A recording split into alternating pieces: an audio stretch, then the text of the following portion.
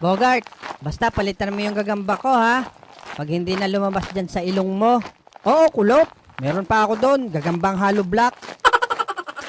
Balita ko, malalakas at matatapang ang gagamba nila Pudong, Bogart. Tingnan natin, malalaman mamaya, Lex. Sa bagay, matapang naman yung gagamba mo. Sayang nga yung sa akin. Matapang din yun eh. Yaan mo na muna sa ilong ni Bogart at nagpapahinga pa. Buti nga hindi kinain ni Abudu eh. Pwede rin, Lex.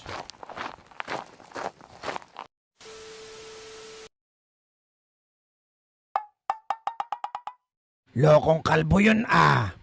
Napakat patuloy ako dito para lang makuha tong gagamba. Pero okay lang, mukhang magaling naman to. Aba, wow! Gagambang kuryente to ah. Hoy, baklang engkanto.